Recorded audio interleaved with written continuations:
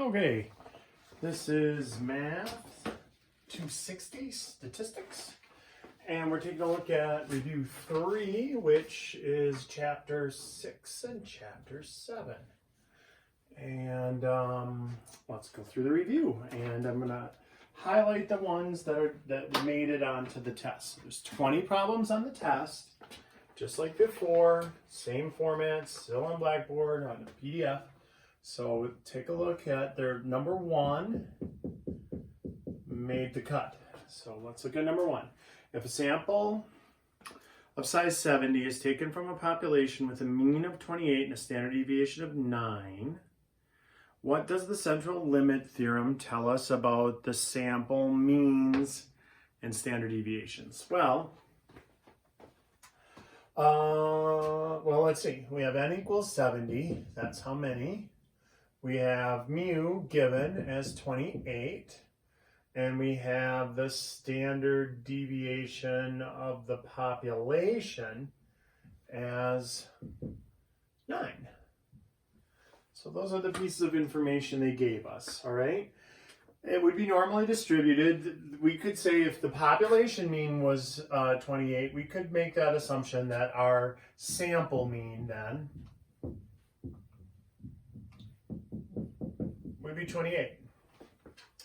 The standard deviation, however, would be different, because you got to think, this is the deviation. Think of it like an ocean and a pond. This is the whole ocean. How varied are the fish in the ocean? You know, there's teeny tiny things, there's huge things, right? But then if you just go to a little pond where there's only 70 fish, there's a lot less variation. So we have to divide that out. There's no way it's going to be so varied as 9 when you have a sample of only 70, okay? So what we do with that then is remember to find the standard deviation of the sample. We take whatever the population standard deviation is and divide it by the square root of the sample size. And so that's the real trick. This is really what you're going to find. On the test, I think it says find the sample standard deviation. And so you do 9 over the square root of 70, and that should work out to be 1.076. All right. So that one's on the test. Make sure you know how to find, and you should definitely know that, given the standard deviation of the population. If you're looking to make it the standard deviation of the sample, you divide by the square root of the number. We did that a lot in the notes and in other problems. So one just like number 1, one just like number 2. Highlight 2 differences of the t distribution. Well, it's only gonna be 1 difference on the actual test. T distribution has a lower peak. It isn't as, so this one, number 2, made the test. So T distribution has a lower peak than the Z distribution.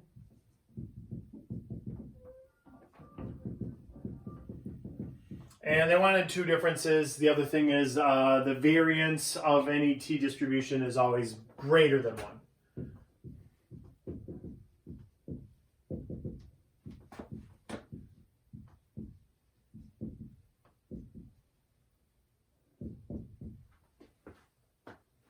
All right. Number 3 also made the test.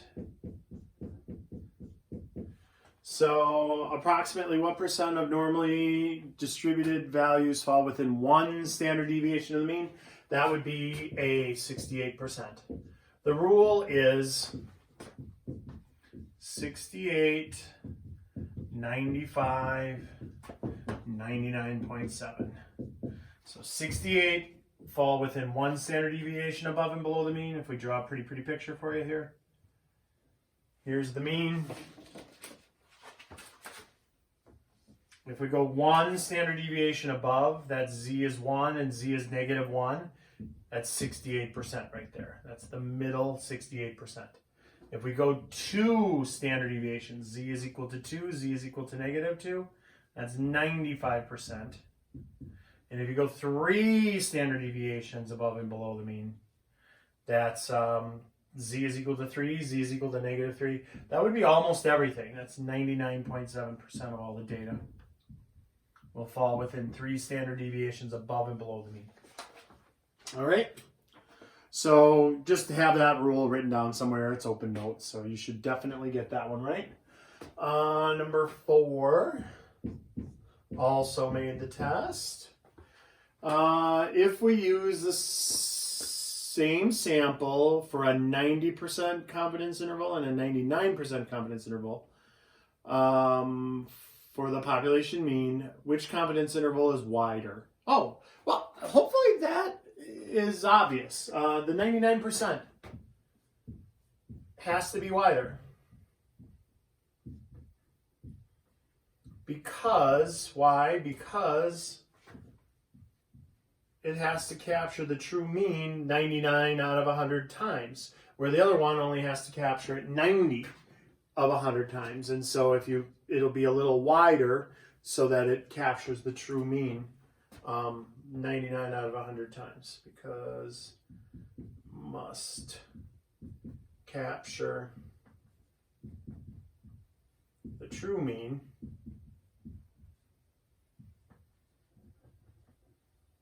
99 out of 100 times, where the other one only has to capture it 90, so that'll be a little smaller.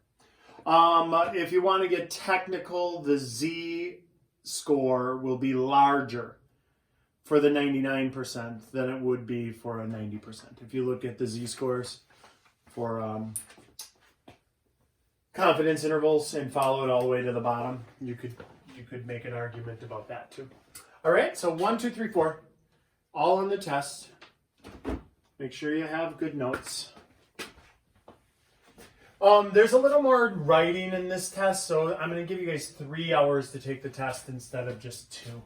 I don't want anybody losing out because they had to either, and if you're writing on paper and then sending me the paper, that's fine. If you're typing it up in Blackboard, that's fine. If you don't need the extra time, that's fine. But that way, if there were some people that typed all their answers into Blackboard, and if you're one of those people, you'll have 3 hours to get the test done instead of just 2. All right, so we're on number 5. 5 did not make the test, so we'll do that one really quick. That would be mode, median, and mean. That one is visual. If you take a look, it's skewed high. That's where the whale's tail goes, is the skew. And now the mode is always the highest point. So that would be the very first thing you would see, would be the mode. The median is the middle point. The median is the middle point, so that means I have to have the same amount of area on this side and the same amount of area on that side. So that would be a little, it wouldn't be dead center. It would be pulled up a little bit, the median. And then the mean is the average. Well, what happens when you have outliers, when you have really big values, that pulls the mean out of whack. So the mean would be up here. And so when it's skewed high, skewed to the right, it would be mode, median, and mean. And so that would be letter B. If it was skewed left, that would be reversed. So if the whale's tail was here, it would be mean, median, mode in that order. But it doesn't matter. That one didn't make the test. Don't worry about that one. Number 6 did make the test. So definitely worry about number 6.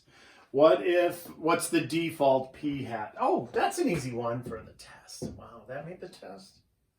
Okay, it's still on there. 50%. If you don't know the probability, the coin flip, if you know nothing about the population, p hat is automatically 50%. All right, number 7. Both A and B for 7 made it. So 7 made it on the test, but it's actually 2 different problems. So A is one problem and B is another problem. So I'm not going to mark all of them. You'll think there's 3 then. So 7A and B both made it. Z-score for cheetahs. Let's see. Suppose that the top speed of a population of cheetahs is normally distributed with a mean of 70 miles per hour and a standard deviation of 8. So they gave us the population mean is 70 miles per hour and the population standard deviation is 8. Then they say, hey, we found a cheetah that's running 62. What's his Z-score? Well, 62 minus 70 divided by 8 is negative 8 over 8, which is negative 1. That's a slow cheetah in terms of the population of all cheetahs. He's 1 standard deviation below the mean. Find the Z-score for a sample of 40 cheetahs that has an average top speed of 64. Well then, if we look at that, let's see here, we're going to have a Z-score, but that's going to be this formula. So you can use X minus X bar, or mu,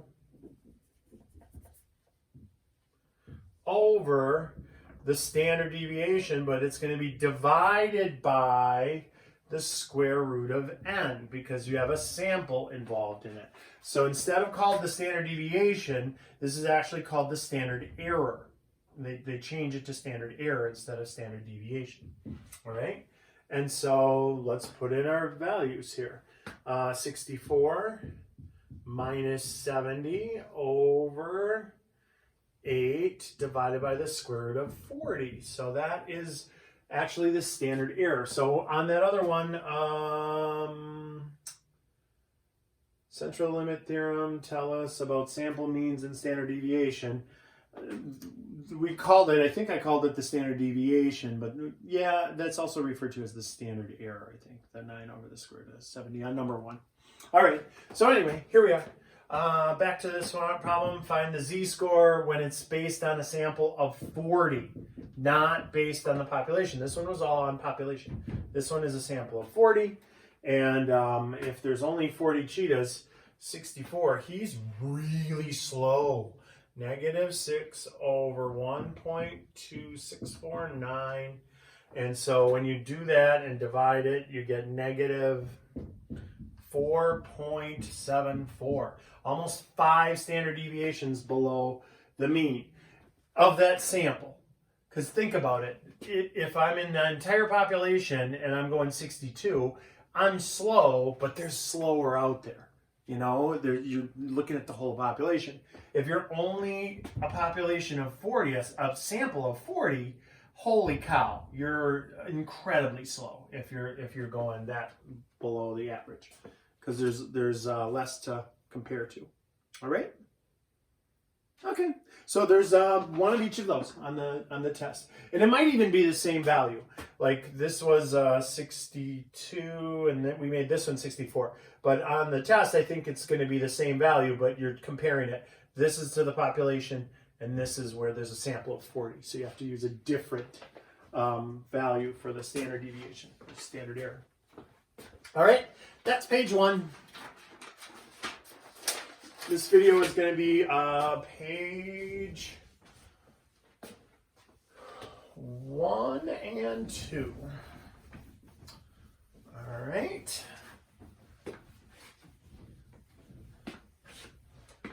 So number 8 here. These are all different problems on the test. So 8A, 8B, and 8C. You're going to have one of each of those. So 8A made the test, and B made the test, and C made the test.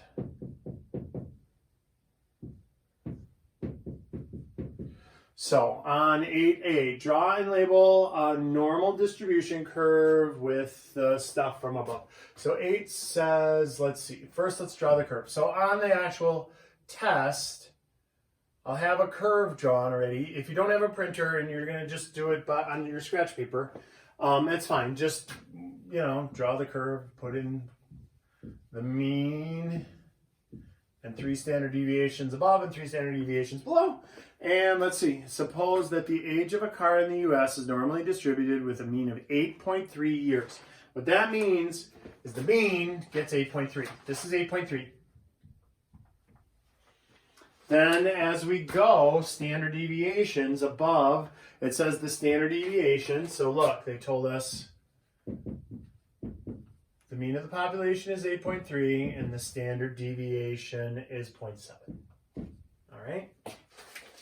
And so look, if I add 0.7, that's what this one is, 9. If I add 0.7 to 9, that's 9.7.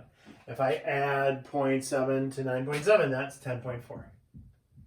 So those are our 3 cut points, basically. That's 1 standard deviation above the mean, 2 standard deviations above the mean, 3 standard deviations above the mean.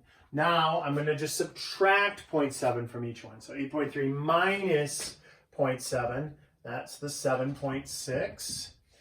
And minus 0.7, that's the 6.9. And minus 0.7, that's the 6.2. All right? So that's the raw data. We don't normally have that. Normally we make this 0, and then this is 1 standard deviation above the mean, 2 standard deviations above the mean, 3 standard deviations above the mean. So look, if I could make a general observation, 68%, the middle 68% of cars are 7.6 years old to 9 years old. That's the middle 68%. If I go 2 standard deviations, 95%, the middle 95% of all cars are 6.9 years old to 9.7 years old. And then 99.7 would be the 6.2 to the 10.4. All right? Okay, so let's look at B. B is on the test. It says, what is the probability that a randomly selected car is over 7 years old? Shade an area corresponding to the probability on a normal distribution curve. So again, there will be a blank curve for you to work on here. So there'll be a normal curve there, just like that, just a blank. And so what you're going to do is, in reference to this, where is 7? 7 is almost 2 standard deviations below the mean, right? So you can put that right there, 7. And then they want the area above that, because it said, what's the probability it's bigger than 7? And that's going to be a lot of the cars. It's just about 2 standard deviations below the mean, but it's everything above that. So let's find it. Let's use our math and find it. We'll find the z-score. That's going to be x minus mu over the standard deviation. So this is a population. They didn't say out of a sample of, so this was out of the entire population.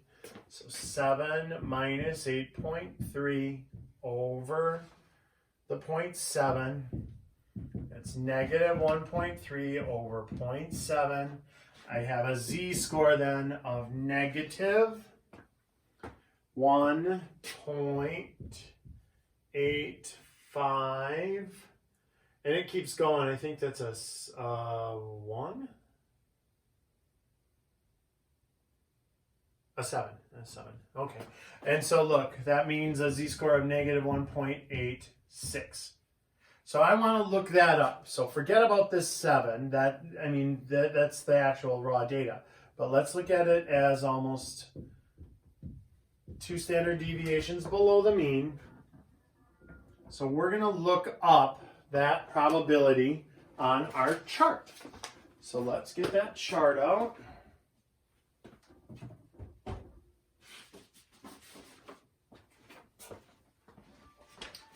And so on our chart,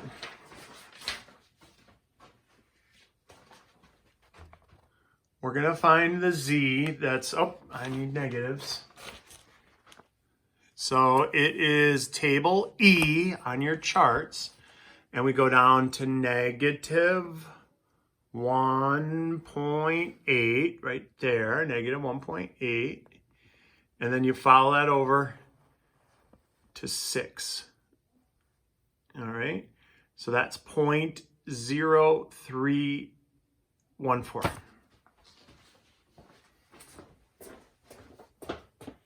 Now, the reason I make you draw a pretty picture is because the probability that goes with this,